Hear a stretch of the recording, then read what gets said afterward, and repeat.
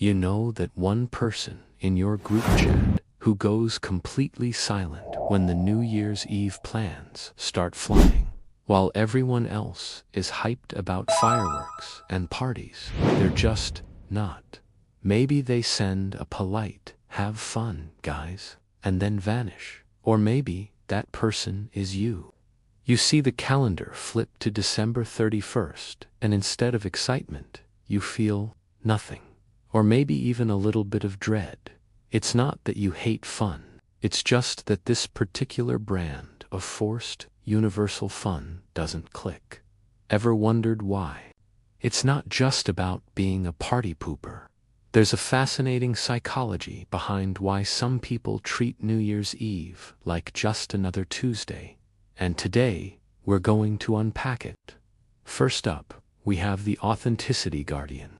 Picture this. It's 11:59 p.m. You're at a party, surrounded by people wearing silly hats, shouting over loud music. Someone hands you a glass of cheap champagne. The countdown begins. 10, 9, 8. And you're supposed to feel this overwhelming wave of joy and hope. But for the authenticity guardian, it feels like a script they never auditioned for. Their internal monologue is going something like, "Why am I hugging strangers? Why am I supposed to feel transformed at midnight? I felt the same way 5 minutes ago." This isn't cynicism. It's a deep-seated need for genuine emotion. Psychologically, this is tied to a concept called emotional congruence. They value feelings that arise organically, not on demand. The forced festivity of New Year's feels performative, like everyone's playing a role in a global play. The pressure to feel happy, reflective, and hopeful all at once can create a cognitive dissonance, a clash between what they're supposed to feel and what they actually feel. So, they'd rather opt out entirely than participate in something that feels fake. They protect their emotional integrity by choosing a quiet night in over a loud night of pretense. It's not about rejecting others, it's about staying true to themselves. Then there's a completely different profile, the introspective analyst. For this person, the end of the year isn't a finish line to be celebrated with a bang. It's a serious moment of personal audit. They're the ones who might spend December 31st with a journal, not a noisemaker. They look back at the last 365 days and see a complex data set of successes, failures, lessons learned, and opportunities missed. The loud, externalized celebration of a party completely disrupts their internal process. They're thinking about goals, habits, and personal growth. The idea of drowning out that deep reflection with small talk and fireworks feels counterproductive. This mindset is often linked to a personality trait called high conscientiousness. These are individuals who are organized, disciplined, and goal-oriented. For them, a new year isn't just a party, it's a project. Next year. The transition from one year to the next is a critical planning phase. They're analyzing what worked, what didn't, and how to optimize for the future. The external world is shouting, "Party," but their internal world is quietly asking, "What's the strategy for Q1?" So while others are making resolutions fueled by champagne, the introspective analyst is already building a detailed, actionable plan. Celebrating can wait. Self-improvement is the real event. Now, let's talk about the overwhelmed survivor. Imagine a year that's been a lot. Maybe it was filled with loss, stress, or just a relentless grind that left them feeling depleted. When December comes around, everyone's talking about new beginnings and having the best year ever.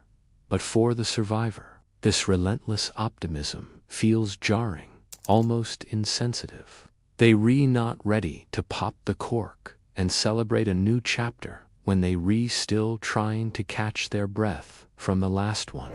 Psychologically, this comes from a place of emotional exhaustion or even grief. The collective pressure to be happy and forward-looking can feel invalidating to their very real struggles. It's like being told to run a marathon right after you've just barely finished a grueling hike. The concept of celebration itself can feel like a demand for energy they simply don't have. This is where we see the importance of allowing people to process time at their own pace. Forcing someone in this state to celebrate is like putting a bandage on a wound that needs air to heal. Instead of a party, what they truly need is rest, quiet, and permission to just be.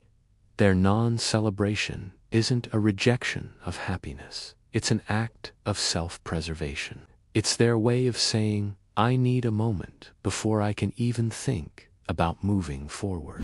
Next, we have the chronological rebel.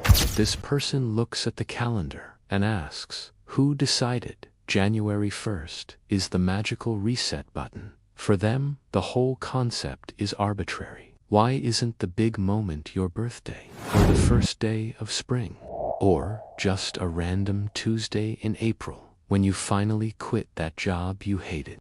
The chronological rebel lives by an internal timeline, not a socially constructed one.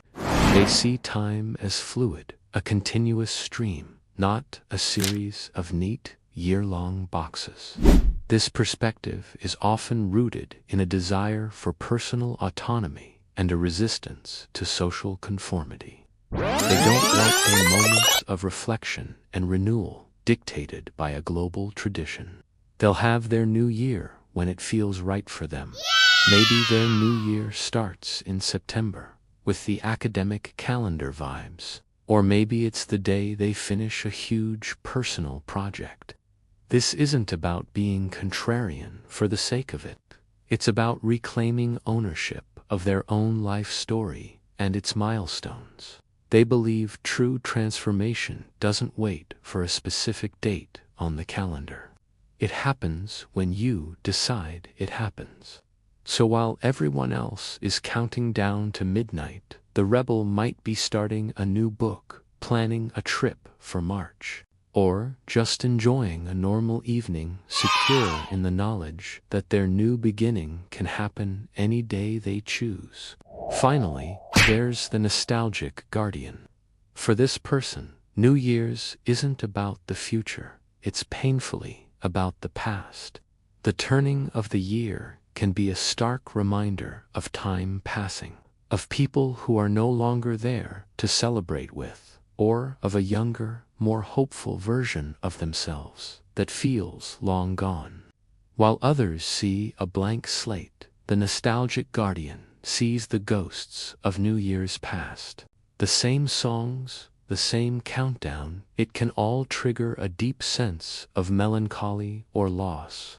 This is often tied to grief or unresolved feelings about the past. The forced joy of the holiday creates a stark contrast with their inner sadness, making them feel even more isolated. The celebration isn't just something they don't feel like doing, it's something that actively hurts.